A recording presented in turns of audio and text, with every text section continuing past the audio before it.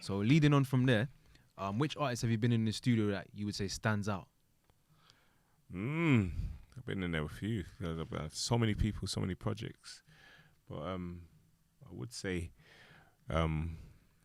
two artists stand out when I'm in the studio with them. For me personally, one would be LD.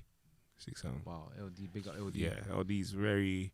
We have a thing where when we're in the studio, he's not allowed no paper, no phone. He obviously got his phone, but I mean not to write. Oh, so he's not. So it's not all freestyle. Write. Yeah, so everything he puts together, he's got to get it in his head. Wow. Like, and we've done that from live corn, like, because I've done live corn with him and stuff like that. So from them days across all the songs with LD, I've made sure that he just go off your head. So do you think he's better like when it's not overthinking it? And basically? he's always kept doing that. Do you know what I mean? Like, Yeah, and it's like even the Daily Duppy and all these things. I can tell you, I've witnessed them. These are songs that a man just done. Like, he probably let the beat run, formulated the bars or the structure of the bars in his head, and then says, "Yeah, I'm ready. Come and go." That's a mad talent, being able to do that. Do you know what I mean? Like, and then puts it together from there. Do you know what I mean? But no phone, no writing.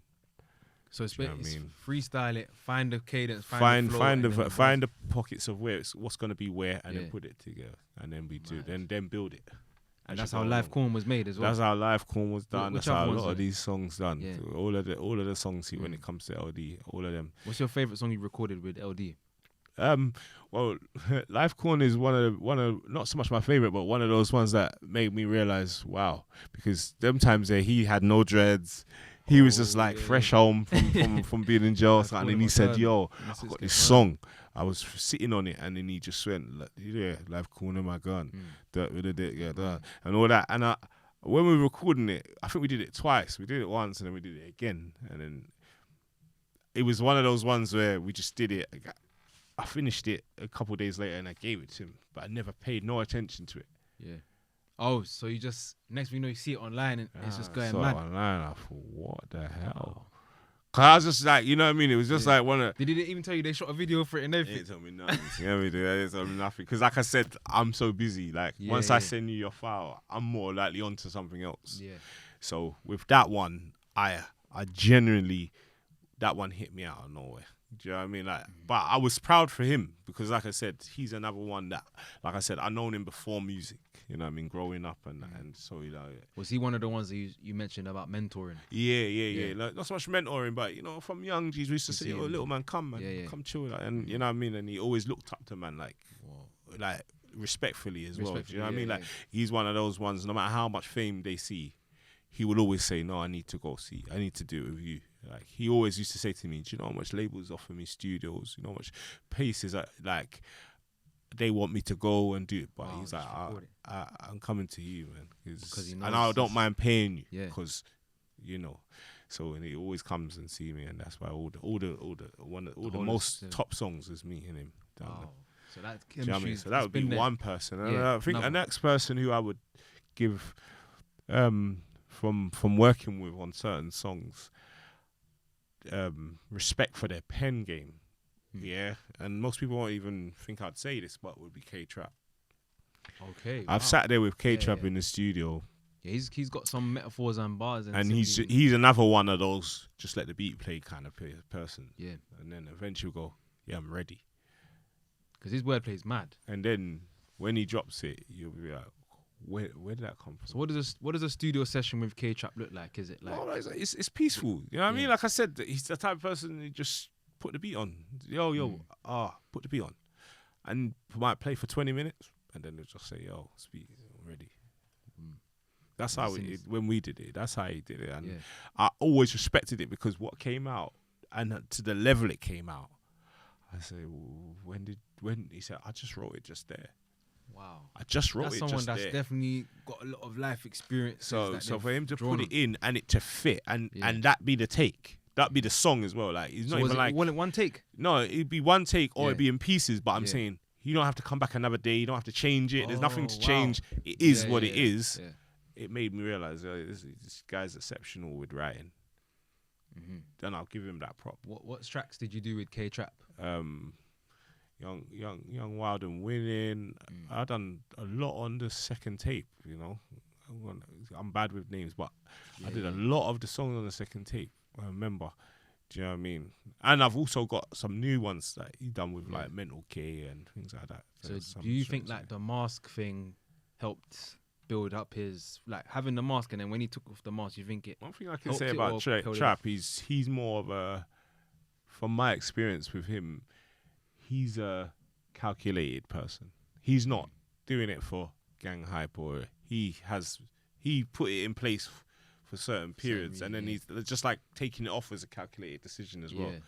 He doesn't put himself in situations to regret them. He would be like, you know, so everything he's calculated the move at that moment. So I feel like he knew that. Well, I think all rappers do it when they first start. They think, I'm gonna put on the belly because if I'm shit, I can just run off.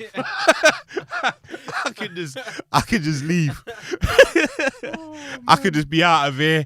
No one knows it's me. I'm cool. I've gone. Yeah, me like, you know. But once it takes shape, obviously, I think it's hard when you get to a more corporate level with your music to have the band on. So like M Huncho kind of. Yeah, but his is a mask, but it's not a belly. It's a mask. Right. You still see the eyes and the mouth. Yeah. So I don't think it's as intimidating. I think you'd think, well, you got this on, but you would understand that you can still, it's become a brand. Whereas when you're just a bally, just a standard bally.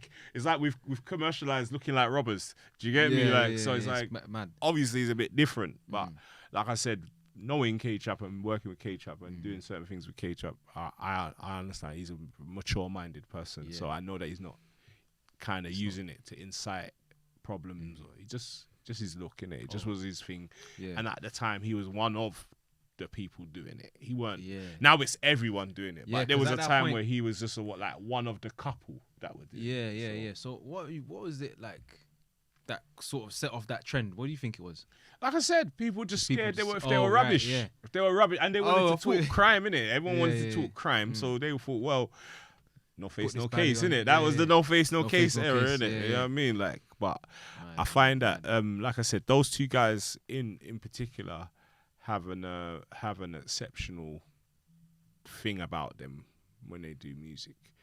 Do you know what I mean? Because it's like internally, it's like a chip that's internally in them. It's like they can deliver something that becomes hit or hits, and you wonder how were you going through that? How did you come up with that? Like, it's not something you would expect someone to say, but when it's down and you hear it, you're like, this is genius. This is genius. So from that standpoint, I think those two stand out to me very, very, very much. Do you know what I mean? Because at the end of the day, you get a lot of artists, but you don't get artists like with that kind of level. Nice. And let's say one more artist that you think would stand out, that's standing out, that you maybe you're currently working with at the moment. Others that are standing out.